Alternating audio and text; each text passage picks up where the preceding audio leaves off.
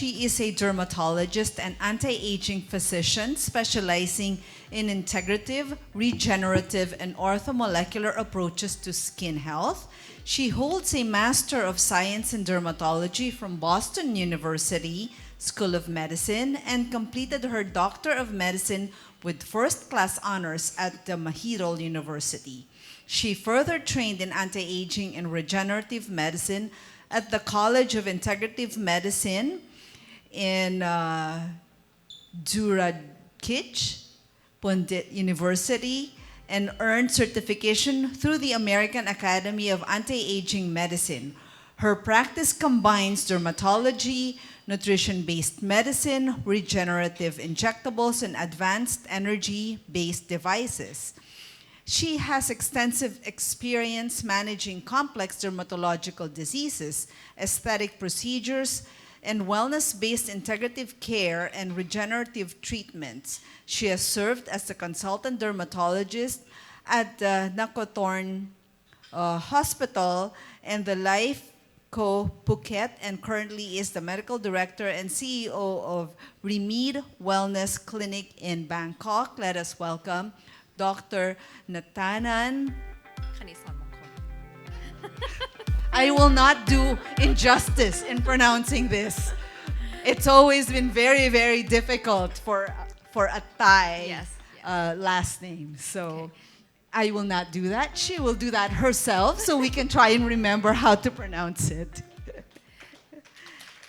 Thank you. Thank you, Dr. Lim and Dr. Miki, for your kind introduction. I'm Dr. Natanan Knitsornmongkol from Bangkok, Thailand. And today I'm going to ease you a little bit from my topic. I think it's between, cosmetic dermatology and the role of using orthomolecular medicine in the practice. So today the topic I'm going to discuss is about gut and skin axis and how it's related and what are the clinical association and therapeutic implication that can be done in the practice. And I have clinical cases to share with you at the end of my talk. So this is my practice, right? I have a lot of energy-based device. I do cosmetic, I do skin diseases, and I integrated them holistically using nutrition, lifestyle medicine, and more of the preventative, proactive approach in my practice. So I think the key pillars of skin well-being are gut and brain and skin. This is all connected. And I'm going to bridge the gap for you guys today as my talk. So these are the studies that I have do a little bit of research, and I think will be very benefit to you all today. So why gut and skins matters, right? So you know that skins are immune organ, and gut also are very heavily immune moderators, right? Both tissues are served as a nutrient-dense tissue. So either structural and also signaling molecules. We all know that cancer therapy also strongly linked to the microbiome composition. So, so today, let's take a look. The gut and skin are remarkably analogous, right? So both are highly vascularized and innervated. They share a very similar physical structure. So the skin barrier have the keratin and sebum barrier, while the gut barrier has mucus and tight junction. And defense mechanism, both have acid pH. So the skin barrier has the antimicrobial peptide and catalycidins serve as acidic pH. And the gut barrier has the enzyme and pennant cells and the enzyme from the stomach that serve as an acid pH, right? So, and most importantly, the dermal-epidermal junction at the skin serve as a very systemic nutrient status that deliver from the systemic to the skin. So the dermal-epidermal junction is very nutrient exchange interface.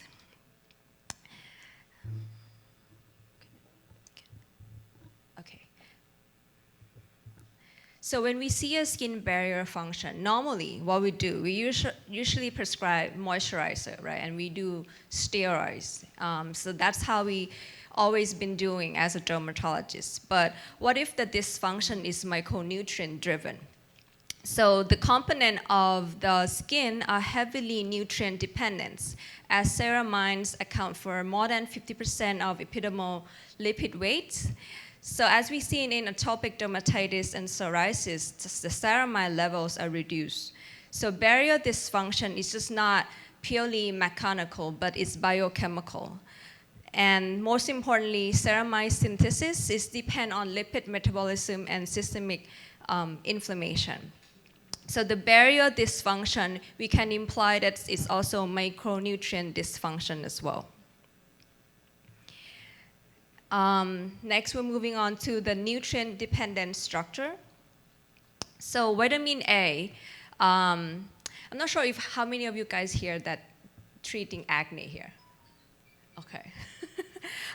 So we always prescribe vitamin A as isotretinoin for treating acne, right?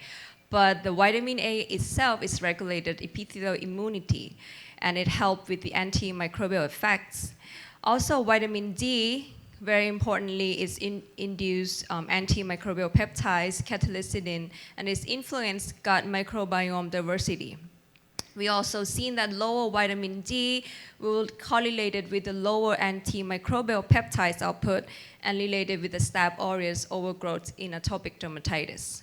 So these vitamins are not just purely cosmetic, so it's immune mediated as well.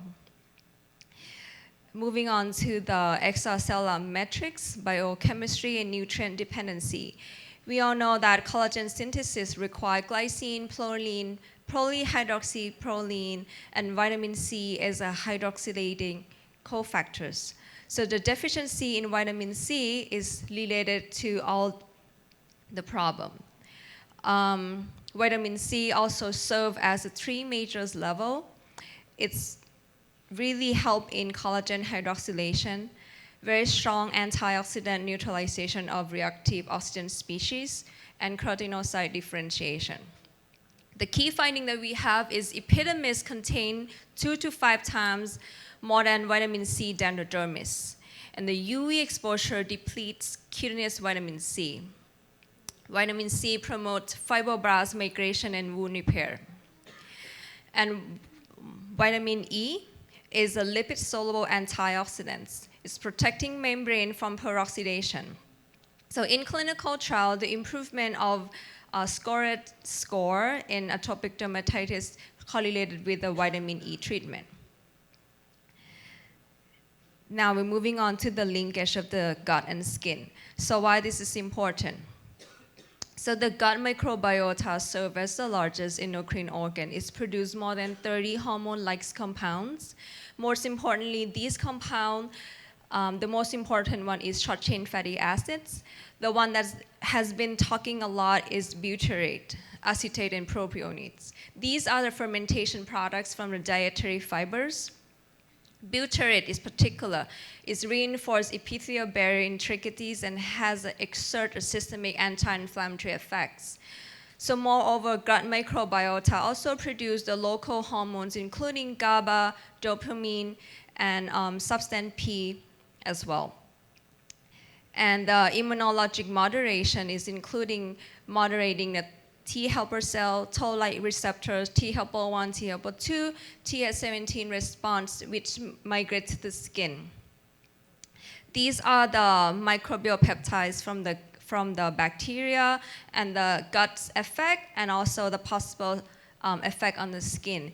You want to have this, we can feel free to take pictures, right? So this short-chain fatty acids is very anti-inflammatory effects on the gut, and also very importantly has an anti-inflammatory effects on the skin as well. So what are the triggers, right? So when the patient said, I eat normally, right? They always say, oh, I eat normally. So what does that actually mean? So the triggers that we know is that the Western diet, stress, and most importantly, antibiotic, right? So it's a trigger that cause the dysbiosis of the gut. And the high-fat diet leads to decrease the release of antimicrobial peptides in the small intestine, which followed by the composition of the gut microbiota has changed. And then subsequently alteration of the serologic inflammatory cytokine level.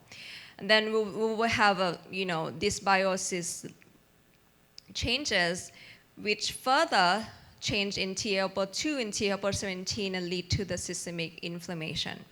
So diet is very, very most powerful moderators of the microbiome and why it's related to the skin. So we know that the Western dietary pattern has associated with the increased Firmicutes bacteria and decreased Bacteroides. And we know that acne vulgar is linked to the IGF-1. Rosacea has been associated with alcohol consumption, and the psoriasis has associated with the increased prevalence of the intestinal immune disorder like IBD, celiac disease. In the other hand, dietary fibers help fermentation with the short-chain fatty acid, help with the gut barrier, and has the anti-inflammatory effects. So the butyrates, again, it's enhanced CD8 effector function. And inosine is also promote THP1 activation, and the bacteria antigen help with the cross-priming of the immune system. We see a very, very common disease like acne, right? So acne, we've seen it all the time. So we know that acne is just not purely the skin anymore. So it's related to a systemic immune mediated. So high glycemic index lead to increased IGF-1, and that will lead to the increased sebum alteration. And the sebum itself, that has changed. It will have a high level of squalene and a low level of linoleic acid. The C. acne has the decrease in diversity of itself, forms the biofilm. And furthermore, the barrier injury and mycobacterial dysbiosis lead to the inflammation of the skin. So this is why people always flare. Some are having normal, some flare, so they can't really tell what they flare, but most importantly, they will flare with the high glycemic index that encounter some certain time of their life. So the clinical implication on how I manage this acne, high glycemic load in a lot of teenage patients is that we can do probiotics and tell them to have, we can do supplement of zinc, which is helpful in the androgen, inhibit 5-alpha reductase type 1 and have the bacteriostatics against C. acne. We can do omega-3, which is help moderate inflammatory lipid profile, and then further on, reduce the sebum production. And then atopic dermatitis. This is something very, very easy. We've seen it all the time, right? So atopic dermatitis is genetic predisposition with the filaggrin defects of the skin. They have a very vulnerable skin barrier. So they will have a high Staph aureus overgrowth, and with the gut connection, we've seen that they have a low diversity of gut, very low butyrate producer, and very high Clostridium bacteria, especially in the infants. So we know that atopic dermatitis has,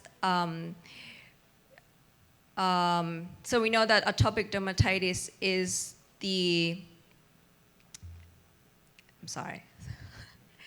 has the filaggrin defects as the initial and has the barrier disruption, increased Staph aureus colonization. The treatment of vitamin D itself is enhance cathepsidin expression and help with the scourge severity. We do supplement probiotics with help balancing the immunity.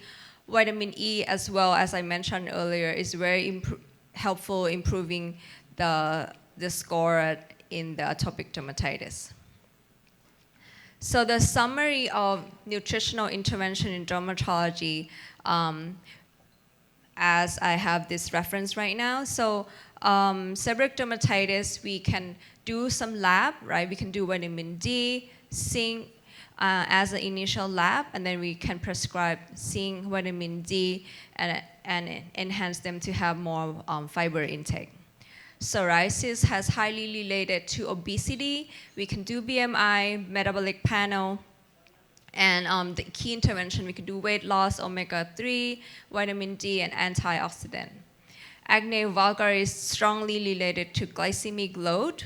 So the key intervention we can do is we can order zinc, omega-3 probiotics. Atopic dermatitis highly related to vitamin D and high Ig level. The key intervention is vitamin D and also vitamin E and also omega-3, right? So how do I manage in my practice? So I have these two clinical cases that maybe just you guys can have an idea on how the holistic skin approach.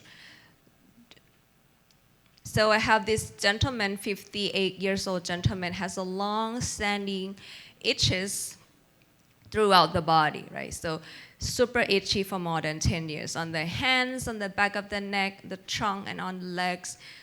Extremely, extremely itches at night. He cannot sleep, always scratching at night, always wake up with the blood on the cheek, right? On the sheet and on all over his body. So he has tried all the topical steroids, topical antibiotic, oral antibiotic, topical calcineurin inhibitors with no improvement. He has been treated with many short course of systemic steroids, but always flares after. So he came to see me as he see like, okay, maybe his daughter is improving, maybe he wanna come have a consult with me.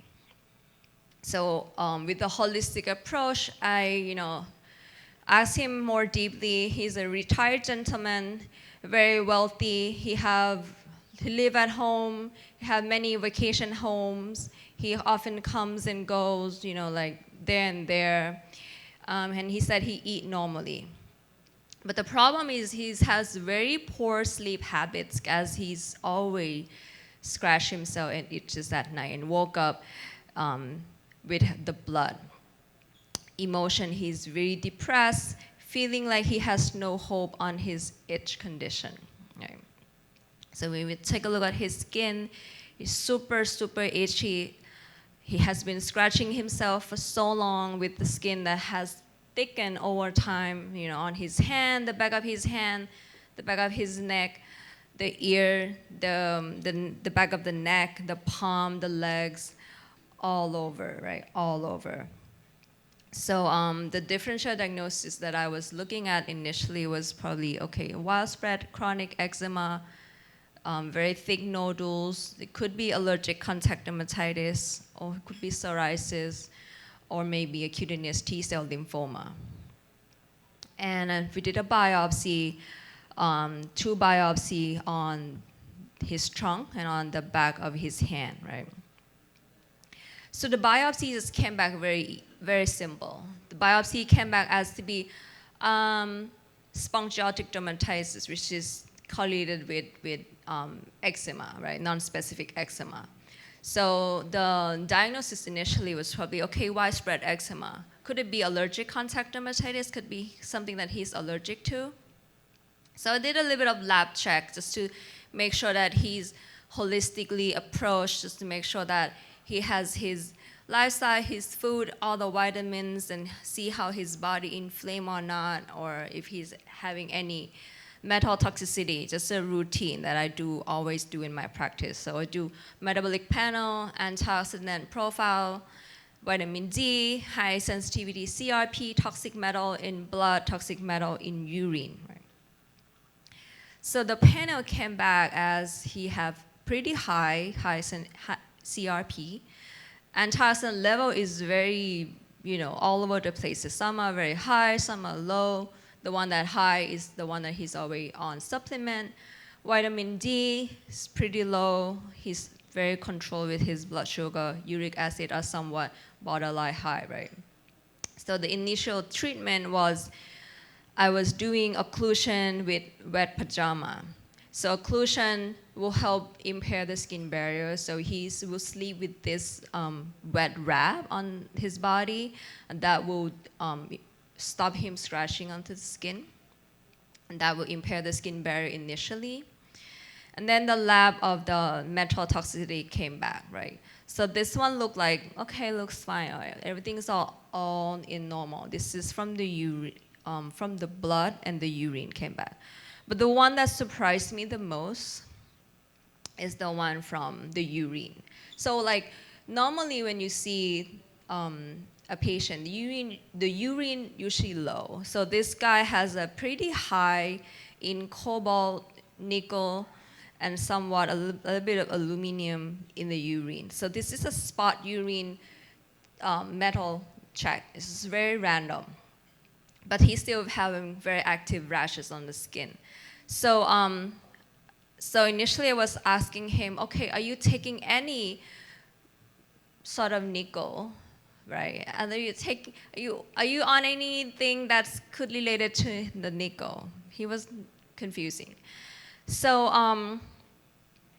so the problem is very unusual high nickel in the urine. The thing is, it could be a systemic nickel contact dermatitis, right? And he has an unbalanced diet, low antioxidant, low vitamin D, low-grade systemic inflammation. So here comes a term. There's a term called systemic nickel allergy syndrome. So he's allergic to nickel. Can anyone think of what's other nickel on the food? Okay. So the thing is, he loved canned food. No surprise. So he's always have canned food on his vacation home. So he's always piling up the canned food everywhere while he's on vacation. And once I dig closely, he's always flare after he came back from vacation.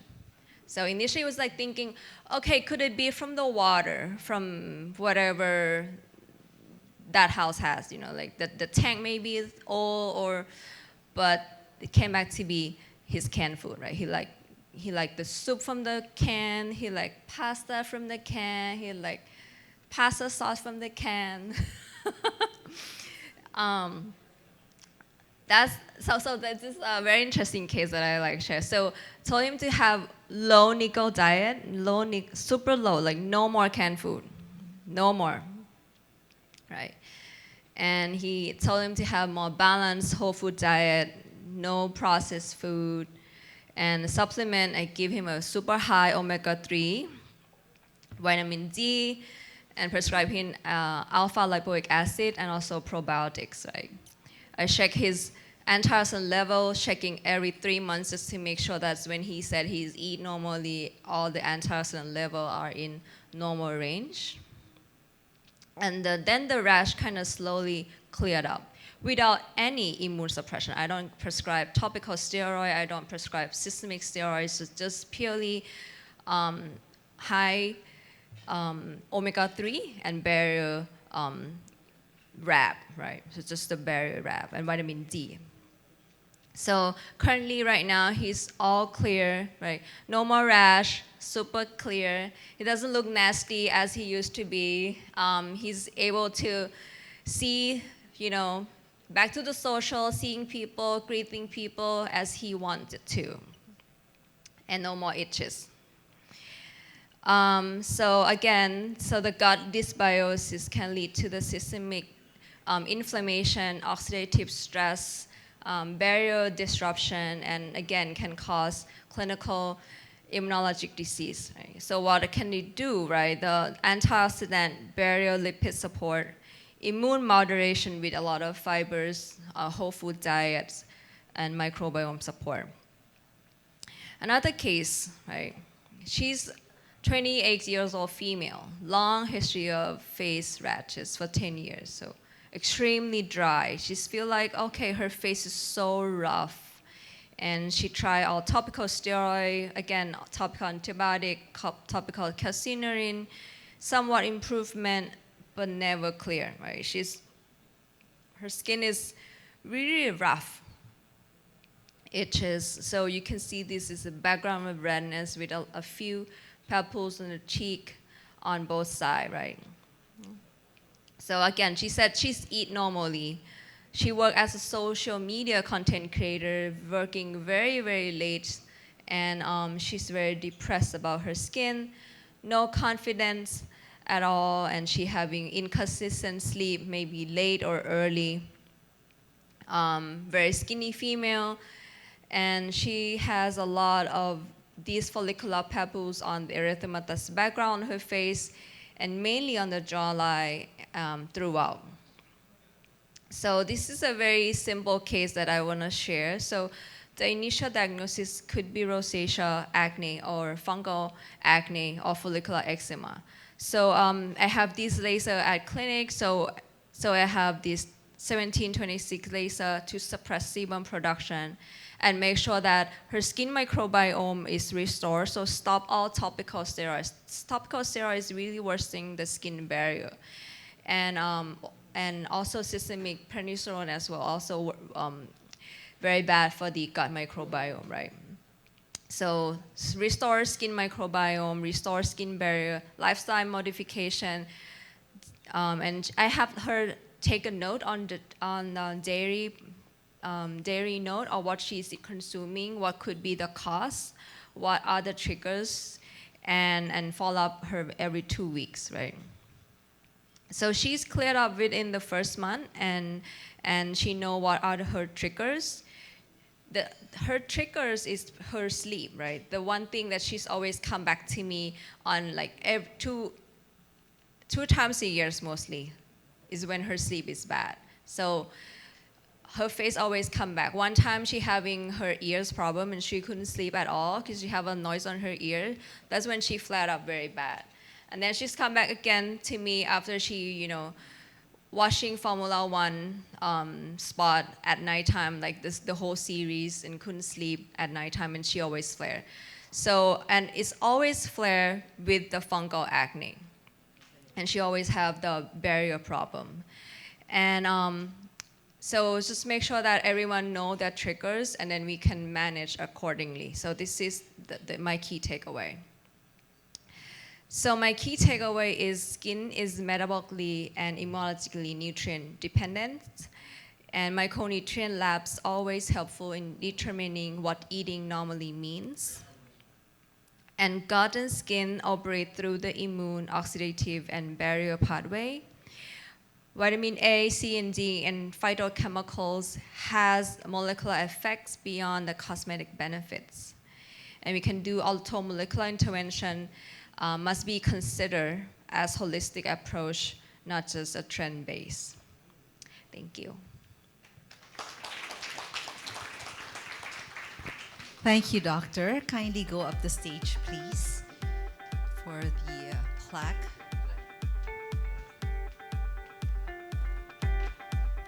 And thank you for those very informative information that I will be using in my practice as well. So as they say, we are what we eat. I don't know, I'm kind of scared to say that, but let us remember the